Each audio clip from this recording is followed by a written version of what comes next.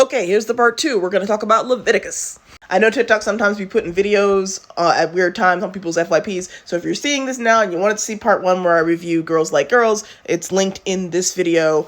None of this, wait for part 2, wait for part 1. Everything's uploaded at the same time. Now, like Girls, Leviticus was also a teenage coming-of-age film, except this one had boys, of course. And this is one of those films that had already been released at a film festival a while back, so there was already some buzz around it. Basically, it opens on two boys who are hanging out in this sort of abandoned warehouse. Well, first they're just kind of walking around, and then they're in this abandoned warehouse. And it's clear that they have been seeing each other at this place for a little while, and they have engaged in romantic interactions and stuff like that. It's very cute. I would say right off the bat that these two actors had more chemistry than the ones in Girls Like Girls, and just their relationship felt, I don't know, it just felt like I could root for it more. It felt like it was more on more even footing. The story mostly centers around a character named Name. Yes, his name is Name. It's spelled differently, but his name is Name. And the guy he likes, I believe his name is Ryan. So Name and Ryan go to high school in this small town. I think they said it was in Victoria, Australia, but don't quote me on that. This whole story takes place in Australia. Name and his mother have moved into this town after the passing of Name's father, and it seems very, sort of small. Actually, Girls Like Girls also took place in a small town. It seems like it's just a very small, very conservative town, and they all go to the same church. It's this contemporary Christian church. When I tell you, I was not prepared for, the violent fucking flashback. When they cut to, the contemporary worship band singing some cheesy worship song while, doing all this and stuff, I was like, oh my god, I just got sent back to high school youth group, and it was horrifying. I don't want to ever go back there. Oh my god, I was seeing flashbacks. I did not know how triggering seeing a contemporary Christian band singing Hillsong style music was going to be. But one day Name catches Ryan making out with the pastor of that church's son, Hunter. And feeling hurt and betrayed and upset and confused and sad and scared and whatever else, Name chooses to out Hunter and Ryan to Hunter's father, the conservative pastor. Now, that's a little crazy. I'm not even gonna lie. Like I said for Sonya in the last film, I'm gonna extend a little more empathy to characters who are canonically, teenagers. You make dumb decisions when you're a teenager. I get it. That's still kind of crazy boots, though. That's still kind of crazy boots. You know damn well nothing is going to end well if you go and tell this fucking conservative pastor that his son is gay. I think at one point he says something like, don't tell them or something, or don't let them know that I told you or something. And it's just bro, you have to know this is not going to end well, especially in a small ass town where word gets around. So yeah, then Hunter's father, he calls this priest guy over to do kind of a reverse exorcism, quite frankly. He's trying to purge them of their homosexual urges, but he does so by infecting them with this demon entity that will take the shape of the person they desire the most and assault them whenever they're alone and try to kill them while pretending, they get close to them by pretending to be the person they love, and then when they start making out or whatever and their guard's down, then they start trying to kill you. At the very beginning of the movie, we see some girl talking to seemingly no one, and then it's this romantic interaction, or there's kissing and there's noises, but then she starts screaming and she pops up at one point and she's bloody and she dies. So Hunter and Ryan, as this ritual is happening, they start screaming and convulsing and vomiting, and it's just clearly this horrifying painful, agonizing experience for them.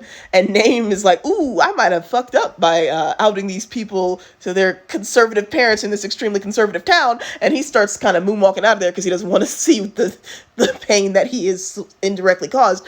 And eventually Hunter, the pastor's son, ends up dead after Name sees him fighting with an invisible entity and getting dragged away. And then later he's found beheaded, and his head is found in a field. And Ryan is also being tormented with images of who he thinks is Name that keeps trying to kill him and stuff. And also he's getting increasingly bullied by the bullies and stuff around them. And so then Name's mother, who's just Mom of the Year, by the way, she's played by the actress that played Alice in the Tim Burton Alice in Wonderland films, fun fact. Anyway, she tells Name, well, I'm worried that you're going to be hurt by all of these dangerous, violent homophobes that live in our town. So I've decided that the only solution here is to send you to the demon fucking reversed exorcist conversion therapy guy. Clearly the only way to handle this situation. So she fucking sends her son to experience the exact same torment, which then turns into the exact same thing happening where he keeps seeing, this time of course he's seeing Ryan, and Ryan keeps trying to kill him, or Ryan keeps trying to kill him. And then Hunter's grieving sister, who I guess blames Ryan and Name for her brother's death, cause Ryan kissed her brother and Name outed her brother, and I'm think it's fair to be mad about that. Well, particularly mad. I would mostly be mad at Name for outing my brother. However, like, your brother is dead because your dad sent him to an evil guy who possessed him with a fucking anti-gay demon. I feel like you should be more, because the sister is the one who gives them information about this demon, so she does know that this is like a phenomenon that has happened before. She knew the girl, or she at least knew of the girl that we saw at the beginning of the movie. So it's like she's the one who gives them this information, so she at least somewhat knows what's going on, but then she still drives them out and sets them up to be fucking hate crimed, I guess, in vengeance for her brother's death, even though it's like, you already know that that wasn't really either of their faults. Ryan manages to fight off their attackers and escape with Name in tow, but then he drops Name off at the house and he's like, look, fuck off, I never want to see you again. Like, because now he realizes that Name is the one who outed him in the first place, which, you know, fair. That's fair. So now Name keeps, like, having run-ins with the demon, but eventually he discovers the demon is, like, sensitive to fire, so he flicks a lighter at him and it makes the demon, like, recoil. And then eventually his mom is like, oh yeah, no, I totally knew that, like, priest dude was going to infect you with an evil anti-gay demon, but, you know, I figured that we need fear to keep us safe, and this was certainly this was the perfect alternative to you being bullied for being gay, is tormented for the rest of your life by an entity that wants to kill you. But at least you're not gay, right? Like, no, I am still gay, I'm just gay and terrified now. Like, you have not improved anything. So he runs away from her when they stop at a gas station, and she comes out of the gas station, she's like, Name? She's calling him like, girl, he ran away. Of course he did.